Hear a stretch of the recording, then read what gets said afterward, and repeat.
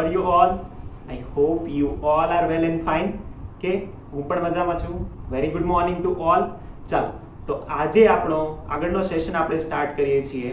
તો અત્યારે આગળના લેક્ચરમાં આપણે શું જોયું હોય તો અધિશોષણમાં આપણે અધિશોષણનો જે ટોપિક છે પૂરો કરી અને ઉદ્દીપન પ્રક્રિયાઓના પ્રકાર જોયેલા હોય, રાઈટ? સમાંગ અને વિસમાંગ ઉદ્દીપન જોયું હોય. હવે આની અગાઉ આપણે વાત કરવાના છીએ one of the most important question, right? સૌથી અગત્યનો એક ક્વેશ્ચન છે કે જેને આપણે આ લેક્ચરમાં કવર કરવાના છીએ અને એ છે વિષમાંગ ઉદ્દીપનનો અધિશોષણ સિદ્ધાંત, રાઈટ? વિષમાંગ ઉદ્દીપન આ આપણે અધિશોષણના અનુપ્રયોગોમાં પણ લખેલું હતું, રાઈટ? ત્યારે આપણે એવું કીધું હતું કે એ એક ઉદાહરણ છે કે જ્યાં અધિશોષણ થાય છે. તો કઈ રીતે થાય છે અને કઈ રીતે પ્રક્રિયાઓ અંદર થતી હશે એના વિશે જોવાના છીએ અને તબક્કા જોવાના છીએ. તો ખૂબ જ અગત્યનો સવાલ છે. તો પહેલા તો આપણે સવાલ લખીશું, રાઈટ? ચેપ્ટરમાં બધા આપણે અલગ અલગ સવાલ લખીને કરીએ છીએ. તો આજનો આપણો સવાલ છે કે વિષમાંગ ઉદ્દીપનનો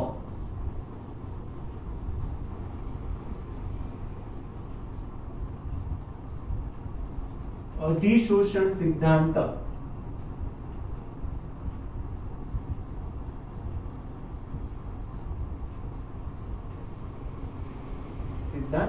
સમજાવો, રાઈટ? ચલો, તો મોસ્ટ ઇમ્પોર્ટન્ટ ક્વેશ્ચન છે આ, પૂછાઈ શકે એવો પણ છે, રાઈટ? તો ઇમ્પોર્ટન્ટ ક્વેશ્ચન છે, સ્ટાર્ટ કરીએ છીએ. તો પહેલા આપણને અગત્યનું એ આપેલું છે કે આ જે સિદ્ધાંત છે એની પહેલા જૂનો સિદ્ધાંત હતો અને જે જૂનો સિદ્ધાંત હતો એને અધિશોષણનો ઉદ્દીપન માટે અધિશોષણ સિદ્ધાંત કહેવાતો હતો, રાઈટ? એ જે અધિશોષણ સિદ્ધાંત હતો એ શું કહેતો હતો? તો જૂના સિદ્ધાંત વિશેના બે એક મુદ્દા છે કે જે અગત્યના છે એ આપણે નોટ ડાઉન કરી લઈએ. જૂનો સિદ્ધાંત એવું કહેતો હતો કે ઉદ્દીપકની સપાટી પર પ્રક્રિયક આવે છે અને એની પ્રક્રિયકની સાંદ્રતા ઉદ્દીપકની સપાટી પર વધે છે, આથી પ્રક્રિયાનો વેગ વધે છે. અને બીજું આપણને ખબર છે કે અધિશોષણ કયા પ્રકારની પ્રક્રિયા છે, રાઈટ? ઉષ્માક્ષેપક કે શોષક, રાઈટ? એક્ઝેક્ટલી. અધિશોષણ કયા પ્રકારની પ્રક્રિયા થવી જોઈએ? ઉષ્માક્ષેપક. જો અધિશોષણ ઉષ્માક્ષેપક પ્રક્રિયા હોય તો ઉષ્મા ઉત્પન્ન થાય અને એ જે ઉષ્મા ઉત્પન્ન થાય એને કહેવાય અધિશોષણ ઉષ્મા અને અધિશોષણ ઉષ્મા પણ પ્રક્રિયાના વેગ વધારવામાં મદદરૂપ થાય છે. તો આ બંને પોઈન્ટ જૂના અધિશોષણ સિદ્ધાંતથી આપણે લખી શકીએ. પછી નવો જે અધિશોષણ સિદ્ધાંત છે એને વિષમાંગ ઉદ્દીપનનો અધિશોષણ સિદ્ધાંત કહેવામાં આવ્યો કે જે સ્પેસિફિકલી 5 પોઈન્ટ પરથી ડિરાઈવ કરવામાં આવ્યો એ આપણે લખીશું. તો પહેલા આપણે જે જૂના સિદ્ધાંત પરથી હતું એ આપણે લખી દઈએ કે જૂનો સિદ્ધાંત શેના તરીકે ઓળખાતો હતો? અધિશોષણ સિદ્ધાંત તરીકે ઓળખાતો. સિદ્ધાંત તરીકે ઓળખાતો. બીજું અગત્યનું એ કે એ સિદ્ધાંત પરથી શું તારવી શકતા? તો કે એ સિદ્ધાંત પરથી શું તારવી શકતા? તો બે બાબતો તારવી શકતા. એ બંને આપણે પોઈન્ટ વાઇઝ લખી લઈશું. પહેલું કે ઉદ્દીપકની સપાટી પર પ્રક્રિયકની સાંદ્રતા વધે છે, રાઈટ? પ્રક્રિયકની સાંદ્રતા વધે છે. અને લસેટલીયનો નિયમ આપણે ચોથા ચેપ્ટરમાં ભણી ગયા હોય કે પ્રક્રિયકની સાંદ્રતા વધે તો પ્રક્રિયાનો વેગ વધે. તો પ્રક્રિયકની સાંદ્રતા વધે છે, આથી પ્રક્રિયાનો વેગ વધે છે. પ્રક્રિયાનો વેગ વધે. હવે આ શા માટે આપણે કરીએ છીએ? તો આપણે સમજવું છે કે ઉદ્દીપકના લીધે, હવે ઉદ્દીપકનું એક કોમન કાર્ય એ છે કે પ્રક્રિયાનો વેગ વધારે. પણ કઈ રીતે વધારે છે? તો પહેલું જ આપણને ખબર પડી કે પહેલું ઉદ્દીપકની સપાટી પર પ્રક્રિયકની સાંદ્રતા વધે છે અને એ કઈ રીતે વધે? તો કે ઉદ્દીપક એનું અધિશોષણ કરે છે. કોનું? પ્રક્રિયકોનું. અને આથી એની સપાટી પર સાંદ્રતા વધે, આથી પ્રક્રિયાનો વેગ વધે છે, રાઈટ? અને બીજું અગત્યનું, જો મેઇન જે છે એને સાબિત શું કરવાનું છે કે ઉદ્દીપકે કઈ રીતે પ્રક્રિયાનો વેગ વધારે, આ સાબિત કરવાનું છે. એના માટે આપણે બધા પોઈન્ટ લખીશું, રાઈટ? ચાલો, તો બીજો એક પોઈન્ટ પણ આમાં લખી દઈએ. એ શું છે? તો કે બીજો પોઈન્ટ કે અધિશોષણ એ કેવી પ્રક્રિયા છે? આપણે હમણાં કીધું ઉષ્માક્ષેપક પ્રક્રિયા છે કે અધિશોષણ ઉષ્માક્ષેપક પ્રક્રિયા છે. આથી ઉત્પન્ન થતી, રાઈટ, એમાં ઉષ્મા ઉત્પન્ન થાય, ઉત્પન્ન થતી જે ઉષ્મા છે એને જ આપણે કહીશું અધિશોષણ ઊર્જા, રાઈટ. તો અધિશોષણ ઉષ્મા, શોષણ ઉષ્મા શું કરે તો કે એ ઉષ્મા જે ઉત્પન્ન થઈ પ્રક્રિયાનો વેગ વધારવા માટે જવાબદાર છે. પ્રક્રિયાનો વેગ વધારે છે. તો જૂનો જે સિદ્ધાંત હતો એની જે બે મેઇન બાબતો હતી એ આપણે લિસ્ટ કરી દીધી. તો હવે જે નવો અધિશોષણ સિદ્ધાંત છે એ શું કહે છે, એના 5 મુદ્દા જે છે એ શું છે અને ડાયાગ્રામ ખાસ ઇમ્પોર્ટન્ટ છે, એના ઉપરથી આપણે લખવાના છે 5 પોઈન્ટ. તો એ શું કહે છે ચાલો એ આપણે લખીએ છીએ, રાઈટ. ચાલો તો હવે નવો સિદ્ધાંત શરૂ કરીએ છીએ. જો સવાલ નથી બદલાતો, ભલે વિષમાંગ ઉદ્દીપનનો અધિશોષણ સિદ્ધાંત પૂછાય ને તો 5 પોઈન્ટ તો લખવાના જ છે, પણ આ પણ એડિશનમાં થોડું લખવાનું છે, રાઈટ. પછી આપણે નવા સિદ્ધાંત માટે શરૂ કરીએ છીએ. તો હવે આ જૂના સિદ્ધાંતના 2 પોઈન્ટ થયા અને હવે આપણે શરૂ કરીએ છીએ જે નવો સિદ્ધાંત છે એ. તો નવા સિદ્ધાંત માટે આપણે શું કહીશું, રાઈટ, નવા સિદ્ધાંતના કયો સિદ્ધાંત તો કે વિષમાંગ ઉદ્દીપનનો અધિશોષણ સિદ્ધાંત. નવા સિદ્ધાંતના મુદ્દાઓ તો કે એ 5 તબક્કામાં થાય છે. કઈ રીતે તો ચાલો અહીંયા આપણે આ ડાયાગ્રામ ડ્રો કરવાના છે ને અહીંયા પોઈન્ટ્સ આપણે લખવાના છે. તો પહેલા જ આપણે કહીશું કે આ છે ઉદ્દીપક, રાઈટ. આ છે ઉદ્દીપક. તો ઉદ્દીપક જે છે રાઈટ, આ રીતનો ઉદ્દીપક છે. આ ઉદ્દીપકની સપાટી છે. હવે થશે શું કે પ્રક્રિયક જે હશે એ પ્રક્રિયક આની સપાટી પર આવશે. તો આપણે કહી દઈએ પ્રક્રિયક, જેમ કે આપણે કહીએ છીએ આ A એ પણ એક પ્રક્રિયક છે અને આ B એ પણ એક પ્રકારનો પ્રક્રિયક છે.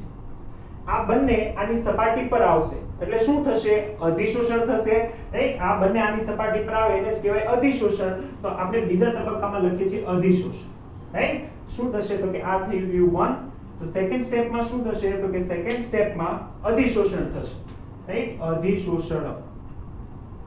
તો આ જે સપાટી છે એના ઉપર થશે અધિશોષણ. તબક્કા 2 માં કઈ રીતે અધિશોષણ થાય તો કે આ બંને આની સપાટી પર આવી જશે. તો આ બંને આની સપાટી પર ગોઠવાઈ જશે આ રીતે A અને આ હતું B, રાઈટ.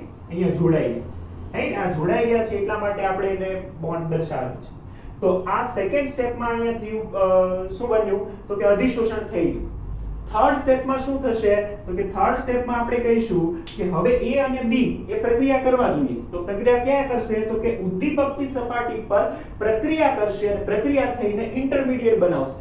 મધ્યવર્તી સંયોજન શા માટે, કેમ કે એ કેટેલિસ્ટ સાથે ઉદ્દીપક સાથે પણ જોડાયેલા છે અને આની બંને પણ જોડાયેલા છે એટલા માટે. તો આપણે કહીશું આ રહ્યો ઉદ્દીપક અને ઉદ્દીપકની સપાટી પર શું થશે તો કે આ તો A અને B ઉદ્દીપકની સપાટી પર આપણે કહીએ છીએ ઉદ્દીપકની સપાટી પર આ તો A આ તો B શું કરે છે તો કે મધ્યવર્તી સંયોજન બનાવે છે. મધ્યવર્તી સંયોજન હોય તેની વચ્ચે શું બને આવી રીતે બોન્ડ બને, રાઈટ. મધ્યવર્તી સંયોજન બનાવે છે. આ મધ્યવર્તી સંયોજન થયું, રાઈટ. આ બોન્ડ તો છે જ હજી એટલા માટે મધ્યવર્તી સંયોજન છે. આ છે કેટેલિસ્ટ કેટેલિસ્ટ કેટેલિસ્ટ. અને ફોર્થ ડાયાગ્રામમાં કહીએ છીએ કે મધ્યવર્તી સંયોજનની આપણને જરૂર નથી, આપણને તો કોની જરૂર છે પ્રોડક્ટની. તો આ મધ્યવર્તી સંયોજન જે બન્યું પ્રોડક્ટ બની નિપજ બની ગઈ. અહીંયા આ નિપજ AB, રાઈટ. આ બંને પ્રક્રિયા કરીને AB જે સંયોજન છે એ છૂટું પડવું જોઈએ નિપજ સ્વરૂપે. તો લાસ્ટ ડાયાગ્રામમાં આપણે શું ડ્રો કરવાના છીએ તો લાસ્ટ ડાયાગ્રામમાં આપણે કહીશું કે આ AB જે હતું એ સપાટી પરથી દૂર થયું. કઈ રીતે તો કે આ રહ્યું A અને B, રાઈટ. આ સપાટી પરથી દૂર થયું. આ છે પ્રોડક્ટ. તો હવે આપણે આનું કરી દઈએ શું છે તો કે આ પહેલો જે ડાયાગ્રામ છે પહેલો ડાયાગ્રામ શું છે તો કે આ બંને પ્રક્રિયક છે, આ છે ઉદ્દીપક, રાઈટ. ચલો બીજા ડાયાગ્રામમાં શું છે તો કે ઉદ્દીપકની સપાટી પર અધિશોષણ, સપાટી પર અધિશોષણ. ત્રીજા ડાયાગ્રામમાં શું છે તો કે ઉદ્દીપકની સપાટી પર મધ્યવર્તી સંયોજનનું બનવું, મધ્યવર્તી સંયોજનનું બનવું. ચાલો ચોથા ડાયાગ્રામમાં શું છે તો ફોર્થ ડાયાગ્રામમાં ઉદ્દીપકની સપાટી પરથી પ્રોડક્ટ AB નું અલગ થવું, નિપજનું અલગ થાય છે, રાઈટ? નિપજ અલગ બની ગઈ. તો ઉદ્દીપકની સપાટી પરથી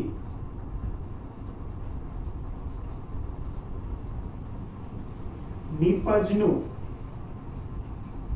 અલગ થવું, રાઈટ? નિપજ અલગ થઈ જાય, ઉદ્દીપક પાછો મળી જાય, રાઈટ? તો જો ઉદ્દીપકની જે ઘટના હતી એ આપણે અહીંયા કહી શકીએ કે ઉદ્દીપક એઝ ઇટ ઇઝ એવો ને એવો રહે છે, ઉદ્દીપક વપરાતો નથી, રાઈટ? આ પ્રક્રિયા દરમિયાન, કોઈ પણ પ્રક્રિયા દરમિયાન જો ઉદ્દીપક વપરાતો નથી, કેટેલિસ્ટ, એ તો એઝ ઇટ ઇઝ જ રહે છે, જેવો હતો એવો જ, રાઈટ? પહેલા ઉદ્દીપક એઝ ઇટ ઇઝ રહે છે, કેટેલિસ્ટ, અને જે પ્રક્રિયક હતા એ પ્રક્રિયક નિપજમાં રૂપાંતરણ પામી જાય છે.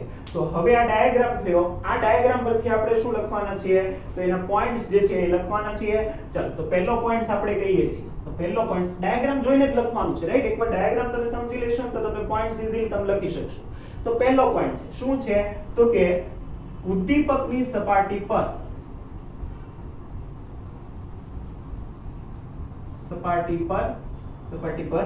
પ્રક્રિયકનું પ્રસરણ થવું. પ્રસરણ થવું એટલે કે આવવું, રાઈટ? ઉદ્દીપકની સપાટી પર આવે છે તો એને જ કહેવાય પ્રસરણ થવું. ઉદ્દીપકની સપાટી પર પ્રક્રિયકોનું આવવું.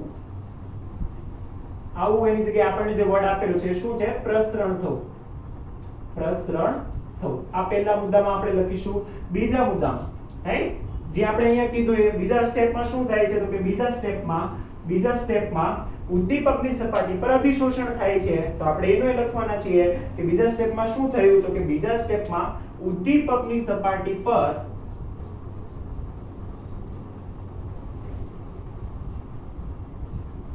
કોનું અધિશોષણ થશે? પ્રક્રિયકોનું અધિશોષણ થવું.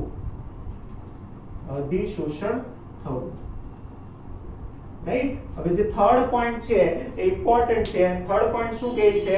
તો કે થર્ડ પોઈન્ટમાં ત્યાં મધ્યવર્તી સંયોજન બને છે, તો એ અગત્યનું છે. તો એ આપણે કહીશું શું થશે? તો કે અધિશોષણ થઈ ગયું. તો હવે જે બંને નજીક આવ્યા છે પ્રક્રિયકો, રાઈટ? એની વચ્ચે પ્રક્રિયા થવાની સંભાવના વધી ગઈ. કઈ રીતે? તો કે પહેલા A અને B બંને અલગ અલગ ઉડતા હતા, રાઈટ? ધારો કે કોઈ વાયુ છે, જેમ કે આપણે હેબર વિધિનું ઉદાહરણ લઈ લઈએ, રાઈટ? હેબર વિધિ આપણે કહીએ તો કે હેબર વિધિમાં ઉદ્દીપક હોય આયન. તો ધારો કે આ લોખંડનો ટુકડો છે, રાઈટ? પ્રક્રિયકો કયા હોય હેબર વિધિમાં? તો કે હાઇડ્રોજન અને નાઇટ્રોજન. હાઇડ્રોજન અને નાઇટ્રોજન બંને કેવા છે? ગેસ, ઉડતા હશે, રાઈટ? તો આ હવામાં ઉડતા હતા. પરંતુ ઉદ્દીપક આવી ગયા પછી એની સપાટી પર બંનેનું થઈ ગયું અધિશોષણ. અધિશોષણ થઈ ગયું એટલે એ બંને ઠરી ગયા, ત્યાં આવી ગયા. એનો મતલબ કે હવે સ્થિર થયા છે. જો સ્થિર થઈને નજીક આવશે તો એની વચ્ચે પ્રક્રિયા થવાની સંભાવના વધી જશે. તો આપોઆપ ધીમે ધીમે પ્રોડક્ટમાં રૂપાંતર પામશે, રાઈટ? એટલે જો તમને આપણે આગળ ભણશું જ કે એનું અધિશોષણ થવું જોઈએ. અધિશોષણ થવા શું કરવું જોઈએ? તો વાયુ છે, દબાણ વધારી દો, આપોઆપ અધિશોષણ વધી જશે. તો એનો મતલબ જે હેબર વિધિ છે ને, આપણે જ્યારે ભણશું ત્યારે જોઈશું કે બહુ ઊંચા દબાણે થાય, રાઈટ? એમાં 212 દબાણ, રાઈટ? તો એ ઊંચા દબાણે થવાનું કારણ પણ આ સમજમાં આવશે. ધીમે ધીમે જે આ કેમિસ્ટ્રીના નાના નાના કન્સેપ્ટ છે ને એ ધીમે ધીમે સમજતા જજો, કેમ કે અતિશય અગત્યનું છે, રાઈટ? ચાલો, તો શા માટે એવું થાય છે એ નાનું સમજવું. ચાલો, ત્રીજા પોઈન્ટમાં જે થયું એ આપણે કહીશું કે ઉદ્દીપકની સપાટી પર શું કરીશું? તો કે ઉદ્દીપકની સપાટી પર મધ્યવર્તી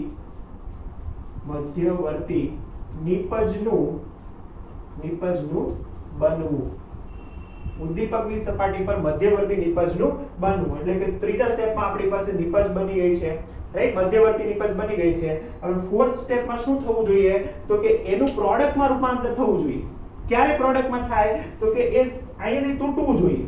હવે અધિશોષણની, હવે યાદ કરો, પહેલા લેક્ચરમાં મેં તમને વ્યાખ્યાઓ કીધી હતી કે અધિશોષણની જે વિરુદ્ધ ઘટના છે એને શું કહેવાય? ફટાફટ ચેટ સેક્શનમાં લખો કે અધિશોષણની વિરુદ્ધ ઘટના, રાઈટ? અધિશોષણ એટલે શું? તો કે અધિશોષણ એટલે કે સપાટી પર આવવું, તો સપાટી પરથી દૂર થવું, એ ઘટનાને શું કહેવાય? ફટાફટ ચેટ સેક્શનમાં લખો, કેમ કે ચોથા પોઈન્ટમાં જો એ થાય છે. ચોથા પોઈન્ટમાં શું થાય છે? તો કે ઉદ્દીપકની સપાટી પરથી નિપજ સ્વરૂપે નિપજના અણુનું દૂર થવું છે. એને શું કહેવાય? એને જ કહેવાય, આપણે એવું કીધું હતું, અધિશોષણની વિરુદ્ધ ઘટના એટલે જ અપશોષણ. Yes, exactly. તો અધિશોષણની જે વિરુદ્ધ ઘટના છે એ છે અપશોષણ. તો થાય છે અપશોષણ. તો શું લખીશું? તો કે ઉદ્દીપકની સપાટી પરથી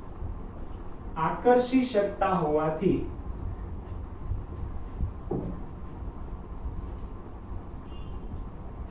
પ્રક્રિયામાં ઉદ્દીપન પ્રક્રિયામાં કોણ ભાગ લે? પ્રક્રિયામાં માત્ર સપાટીના અણુઓ ભાગ લેશે.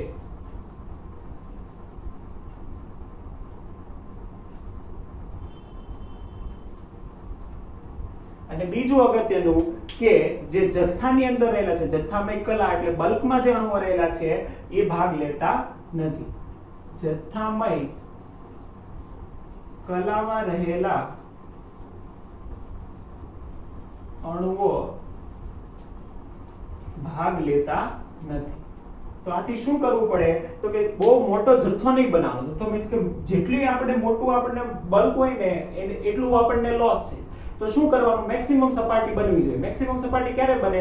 બારીક ભૂકો કરી દઈએ તો, રાઈટ? એટલા માટે ઉદ્દીપકને જનરલી બારીક ભૂકા સ્વરૂપે લેવામાં આવે જેથી મેક્સિમમ સપાટી બને અને પ્રક્રિયા આગળ વધે, રાઈટ? ચાલો લાસ્ટમાં આપણે કહીએ છીએ ખૂબ જ અગત્યનું એની મર્યાદા, રાઈટ? ચાલો આ જે છે એ મર્યાદા છે અથવા તો એને આપણે જે છે એમસીક્યુ માં પણ પૂછી શકે છે કે વિષમાંગ ઉદ્દીપન અધિશોષણ સિદ્ધાંતની મર્યાદા શું છે? તો કે યાદ કરો, ઉદ્દીપનમાં આપણે બે શબ્દ ભણેલા હતા, એક હતું પ્રવર્ધક અને ઉદ્દીપકીય વિષ. આ બંને વિશે આ માહિતી ના આપી શકે કે પ્રવર્ધક એવું તો શું કરે છે કે આની સક્રિયતા વધી જાય છે, અને બીજું કે ઉદ્દીપકીય વિષનું કાર્ય શું છે એ આનાથી સમજાવી શકાતું નથી, રાઈટ? તો